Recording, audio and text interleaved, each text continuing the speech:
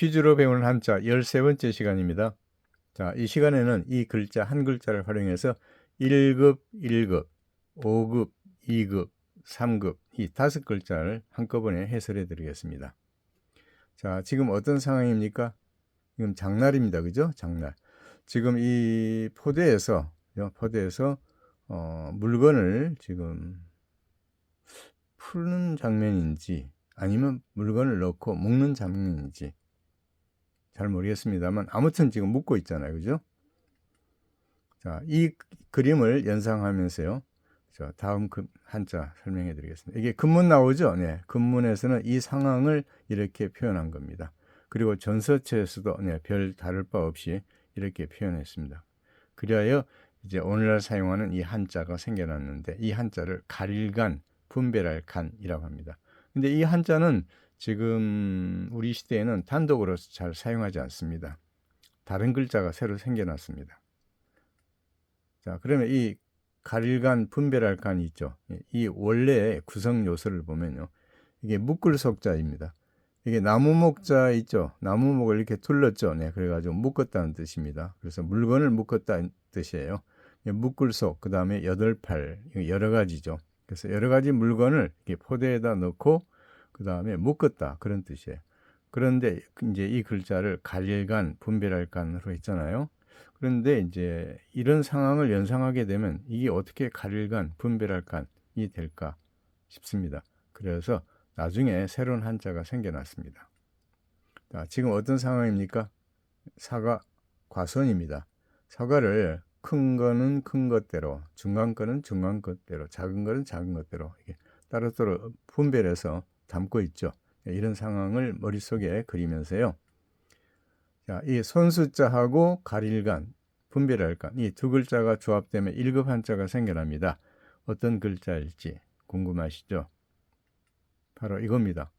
그런데 손수자는 어디로 갔어요? 그렇죠? 바로 이겁니다. 이 손수자가 이게 사획이잖아요. 네 번만 했습니다. 그런데 다른 글자 왼쪽에 와서 변으로 사용하잖아요. 그러면 삼획이 됩니다. 삼획. 그래서 이것을 손수변이라고 합니다. 제방변이라고 하지 않습니다. 이건 손수변입니다. 그래서 손을 의미합니다. 그래서 이 손을 의미하는 이 글자가 가릴간, 분별할 간하고 조합되니까 1급 한자. 어떤 한자일까요?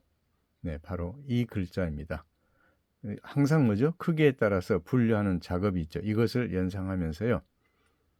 가릴간, 분별할 간이란 뜻으로 쓰이고 있습니다. 원래는 이게 가릴간, 분별할 간이잖아요. 그래서 제대로 뜻이 전달되지 않으니까 손수변 있죠. 이걸 조합해가지고 가릴간, 분별할 간으로 활용하게 되었습니다. 자, 언제 활용합니까? 네, 가리다, 구별하다. 우리가 사극 드라마 보게 되면 간택한다는 말 종종 나오죠. 네, 왕 또는 왕자 또는 공주의 배우자를 고르는 일을 간택한다라고 하죠. 그 다음에 분간한다 하죠. 분간. 옳고 그른 것 또는 좋고 나쁜 것 또는 그 정체를 구별하거나 가려서 아는 것을 분간한다라고 하죠. 그렇습니다. 여기에 사용된 이 가릴간, 구별할 간은 가리다, 구별하다 그런 뜻을 갖고 있습니다. 자, 지금 어떤 상황입니까? 글씨가 너무 작으니까 제가 읽어드리겠습니다. 신하가 이렇게 말합니다. 신이 감히 말씀드리옵니다. 백성이 편안해야 나라가 편안합니다. 세금과 부역을 줄이시는 것이 옳을 것입니다. 하니까 임금이 뭐라고 하는가 하면요. 그대의 말이 옳소이다. 짐이 잘못을 바로잡겠소. 라고 받아들입니다. 참 겸손한 왕이네요. 이런 왕이 나라를 다스린다면 얼마나 좋겠습니까? 연산군 같은 사람을 생각하면요. 네, 자, 그러면 이게 말씀원이 있죠. 예, 말씀원자하고 가릴간, 분별할 간, 이 두 글자가 조합되면 1급 한자가 생겨납니다. 이 간은 하는 충성스나 있죠. 예, 이것을 연상하면서요. 자, 이런 한자가 생겨났습니다. 이게 말씀원이 있죠. 여기다가 가릴간, 분별할 간이 조합되었습니다. 그럼 어떤 한자일까요? 뜻과 함께 보시죠. 네, 간할 간, 비평할 간이죠. 네, 임금에게 간한다, 임금에게 충고한다, 임금에게 비평한다 그런 뜻을 갖고 있죠. 자, 그렇습니다. 간하다, 충고하다라는 뜻의 단어 정리해봤습니다. 간은 나오죠. 웃 어른이나 임금에게 옳지 못하거나 잘못된 일을 고치도록 하는 말을 간언이라고 하죠. 네, 간언. 그 다음에 사관원이란 조직이 있었죠. 조선시대에 임금에게 간하는 일, 충고하는 일을 맡아보던 관할을 사관원이라고 했죠. 네, 사관원이 있었기 때문에 임금이 제 마음대로 못했잖아요. 그죠? 네. 하지만 연산군은 사관원을 마음에 안 든다 해가지고 없애버렸죠.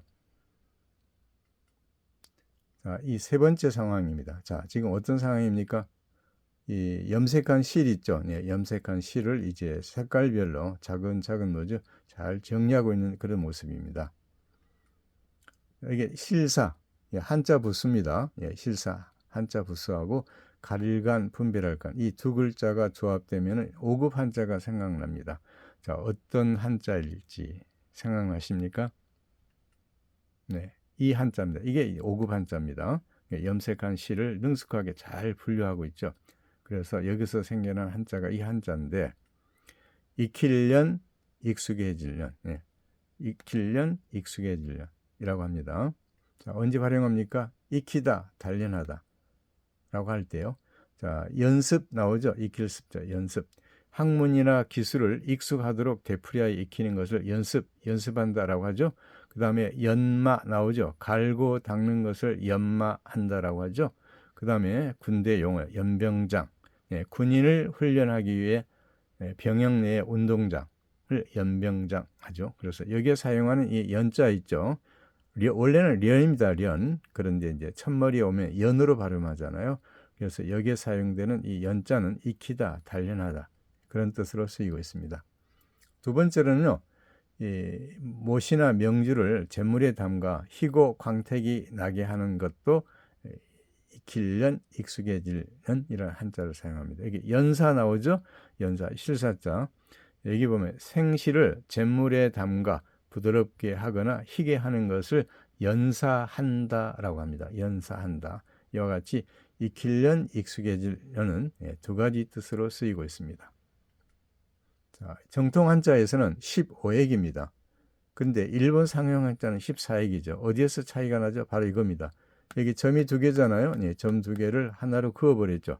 동력종차처럼 썼습니다. 그래서 여기서 1획이 줄어들어 가지고 일본 상형 한자는 14액으로 쓰고 있습니다. 일본어 공부하시는 분들은 이거 알고 계셔야 됩니다. 자, 이번엔 네 번째 상황입니다. 어떤 상황입니까? 네, 무쇠를 불에 달고 가지고 그죠? 두드리기 위해서 지금 달구고 있죠. 네, 그런 모습입니다. 그래서 이 불화자에다가 가릴간, 분별할간 두 글자를 조합하면 2급 한자가 생각나는데 쇠를 이제 불에다 현재 달구고 있죠. 네, 달구고 있습니다. 그 모습을 연상하면서요. 바로 이 글자입니다. 이게 불화자 있죠. 네, 불화자가 들어있잖아요. 그래서 이 글자는 불에 달굴련입니다. 네, 불에 달구고 있죠. 네, 불에다 달구고 있잖아요. 그래서 불에 달굴련. 언제 사용합니까? 네, 불에 달구다, 불로 수분을 졸이다, 네, 이럴 때 사용합니다. 연유 나오죠. 전유자, 연유 하면 불을 이용해서 진하게 달인 우유를 연유라고 하죠. 연유. 그다음에 연탄 나오네, 그죠? 연탄. 네, 석탄으로 만든 연료를 연탄이라고 하죠. 이와 같이 여기서 사용하는 이 연자는 불에 달굴 연 이런 뜻으로 사용하고 있습니다. 자, 정통 한자에서는 13액입니다.